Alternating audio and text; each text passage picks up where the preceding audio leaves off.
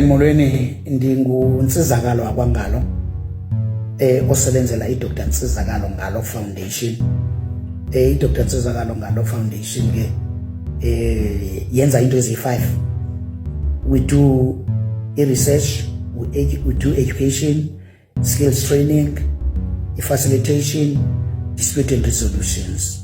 So si celiwe ke ifamily kaCwecwe uba sincedise. Basibhalela ke kwangomhla ka30 kuJanuary. Bathi ke kwathi kuba andingeni kakhulu ku inbox we social media yam. Ndangayibona deske wanfonela ke. Safumanana wayifumana ifone yam. Safonelana ke nomama kaCwecwe.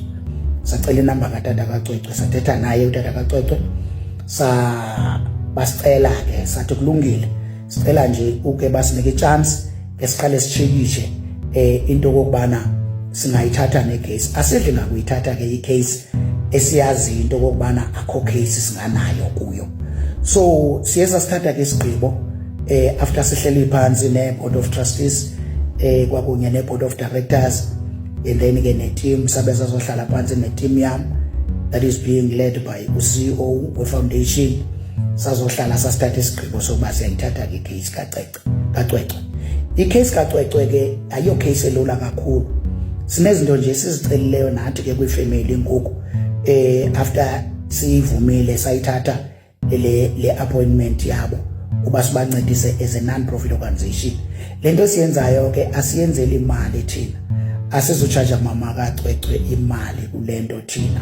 Siyenza ngesisa, and then people that we would like maybe to assist get resources, it's fine bangasincedisa nge resources yeminikelo yabo kodwa thina asina charge as a non-profit organization esithi thina umama kaCwecwe sizomcharge ntoni. We are coming with a full team ke in a private investigation namagqwetha enazo ne social workers.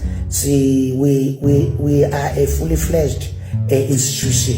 Sisithi ke sinesicelo bana bani na ozodila ke ngoku onemdla uba umama kaCwecwe makahamba okwenza into ethile. Sifumanise into bana sekukhona iaffidavits ekuthiwa makazibhale ngamapolisa noma bacontact thina amagqwetha wethu azoyenza yonke lonto, ayijonge yonke lento. Sivile ke into kokubana nomntana insista amapolisa ba makathathwa ayogcina endaweni ethile eGrahamstown. No, we won't do that. Security yalamntana ukuthi balekile sithe umama kaCwecwe angayivumi lonto. Umuntu ofuna ukuthetha makazothetha nathi.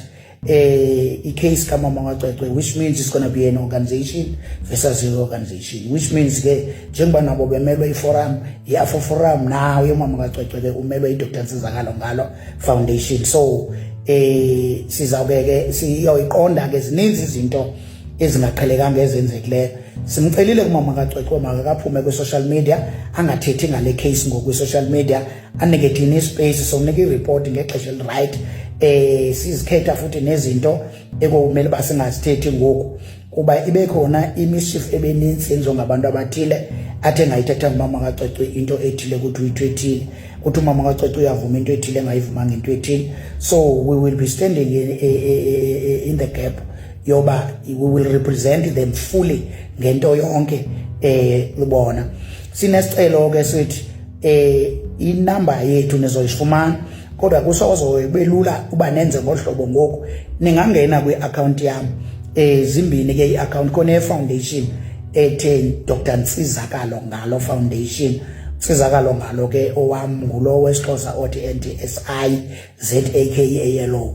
So Nsizakalo Ngalo, Dr Nsizakalo Ngalo i-account yam yokuqala leyo. Eyesibini ithi doc, that is DOC Nsizakalo Ngalo, and then uphinde unifumane kakhona ku TikTok ngo Dr Nsizakalo Ngalo. So zi-account ozokwazi ukunifumana kuzo ezo. Ungabhala na kwi front page, ungabhala na ku inbox. Iyanhlupha ke ka inbox because kwa umama kaCwecwe wayibhalele ngoJanuary ngomhla ka30, but ngoku ude wazofumana inamba nje ngoku kuba andingeni kakhulu kwi inbox. So uba undibhalela kwi inbox ishapa ngaphambili uba ndiyocheck i-inbox yakho, and then ke i-team yami izoqale ijonge, and then sibe sesiyongena kwi-inbox yakho. Asifane singene. Enkosi kakhulu. Inamba ke sokunika xa ulandele lo miqathango, and then ke sizokwazi uba sixoxe nawe ngendaba ye-case Cwecwe. Sibulela kakhulu kuMzantsi Afrika kakhulu ngendlela amsupporte ngayo umama kaCwecwe. Sinqwene into yokubana ingathi zonke izinto ze-society zingasupportwa ngolahlobo, zonke bahlukumezekile abantu bakuthi, and babodwa abantu bakuthi, akekho umuntu obahoye kulityelwe ngabo. Inkosi kakhulu. Ukuhoyana kwenu ngohlobo kusinika amandla nathi njenge non-profit organizations ukuze sikwazi ukusebenza. We are not here thina to fight government, but we are here thina to fight izinto ebengamelanga uba zibe ziyenzeka noba zenziwa ngubani na noba ngurhulumente. But when it comes to development, we assist abantu uba mazenzeke izinto. Kodwa kwicase enjengale kaCwecwe into ebuhlungu kakhulu leya nange-treatment abathe bayifumana. Kodwa sicinga uba ngoku sicela ke nibanike i-chance, no visitors ningabavisitele kanti bayeke, bake babe nespace sabo bajongane nomntana bazoreporta, nathi sawureporta ekumele basiziripote ngexesha elithile kwifamily kaCwecwe. Ebonayo le ibingayisasaza iyisasaze, ebonayo ibingayigcinela yona ibe kuyo leyo. Kodwa umama kaCwecwe sisamkhuphile uba makathethe ngale case ngoku kwi-social media. Enkosi kakhulu. uThixo nisikelele nesazoncedisana nathi nangemithandazo kulo msebenzi. Ayilulanga ke le case, sezininzi izinto ezingahambanga ngendlela right kuyo le case, kodwa uThixo uzosinceda ngamandla wakhe anayo, ngoba nathi asihambi sodwa, and lento asiyenze ngokwamandla wethu. uThixo nisikelele, senithanda kakhulu. Enkosi.